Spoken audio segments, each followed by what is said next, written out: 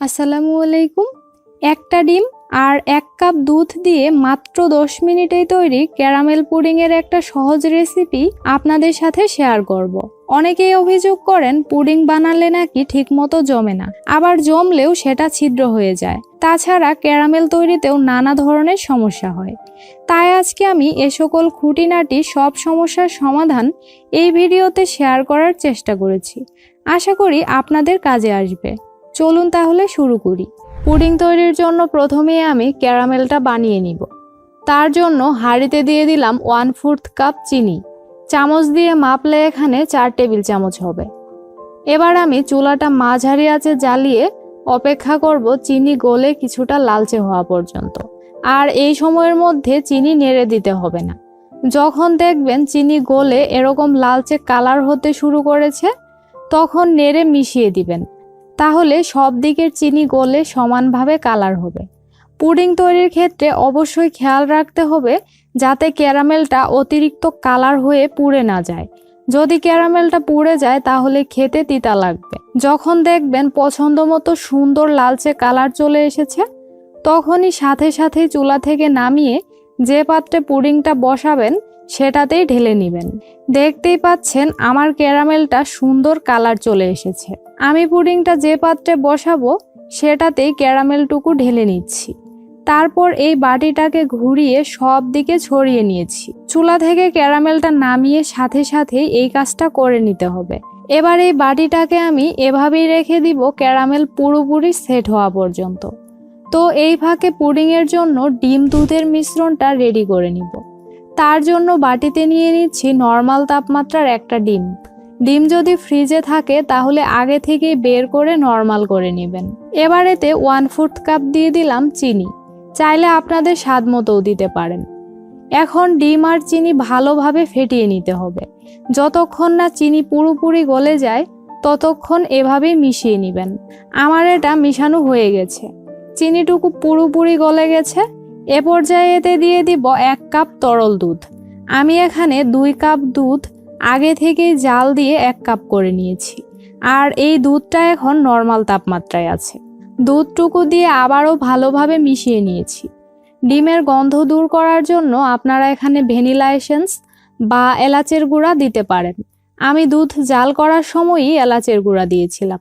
সব কিছু মিশানো হয়ে গেলে এবার আমি ডিম দুধের এই মিশ্রণটাকে সেট করা ক্যারামেলের বাটিতে ঢেলে নিচ্ছি। একটা ছাঁকনির সাহায্যে মিশ্রণটাকে আমি ছেঁকে নিয়েছি। আর এভাবে ছেঁকে নেওয়ার কারণে পুডিংটা অনেক বেশি স্মুথ হবে। এবার বাটিটাকে আমি ফয়েল পেপারের সাহায্যে ঢেকে দিচ্ছি। আপনি চাইলে বাটিতে থাকা ঢাকনাটা দিয়েও ঢেকে দিতে পারেন। অবশ্যই কোনো কিছুর সাহায্যে ঢেকে দিতে হবে, না হলে ভাপের পানি পুডিংয়ে পড়ে ঠিকমতো পুডিংটা জমতে পারবে না। আচ্ছা, এখন পুডিংটা ভাপ বসিয়ে দেওয়ার পালা। তার জন্য আমি আগে থেকে চুলায় পানি গরম হতে দিয়েছিলাম।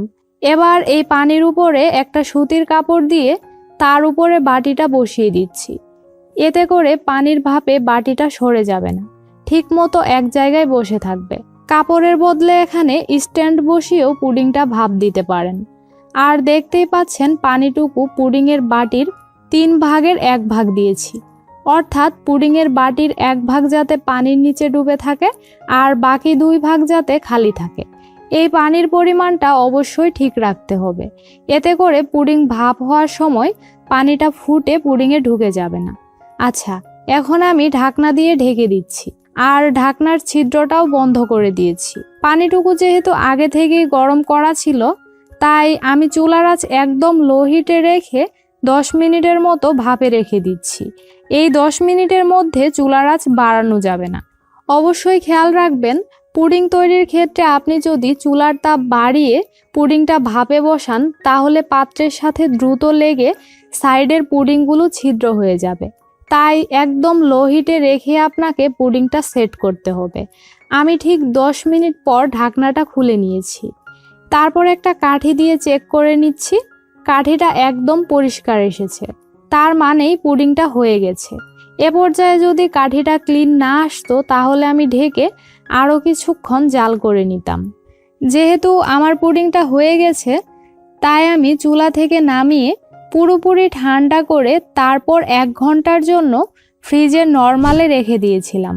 ডিপে রাখা যাবে না, নর্মালে ঘন্টাখানিক রেখে সেট করে নিতে হবে। এখন আমি ফ্রিজ থেকে বের করে ছুরির সাহায্যে চারিদিকে ছাড়িয়ে নিচ্ছি। তারপর পুডিংয়ের বাটির উপরে একটা প্লেট বসিয়ে উল্টো করে বাটিটাকে তুলে নিয়েছি। দেখতেই পাচ্ছেন পুডিংটা কতটা পারফেক্টভাবে তৈরি হয়েছে, একদম স্মুথ হয়েছে, কোথাও কিন্তু ছিদ্র নেই। আশা করি এই রেসিপিটা ফলো করে পুডিং বানালে আপনাদের পুডিংটাও এরকমই সুন্দর হবে। দেখুন কেটে দেখাচ্ছি, পুডিংয়ের ভিতরটাও কিন্তু একদম স্মুথ হয়েছে, কোথাও বিন্দুমাত্র ছিদ্র নেই। পুডিংটা বাইরে এবং ভিতরে যতটা স্মুথ, খেতেও কিন্তু ভীষণ মজার হয়েছিল। আশা করি আমার আজকের রেসিপিটা আপনাদের কাছে অনেক ভালো লেগেছে। আজ তাহলে এখানেই বিদায় নিচ্ছি। আল্লাহ হাফেজ।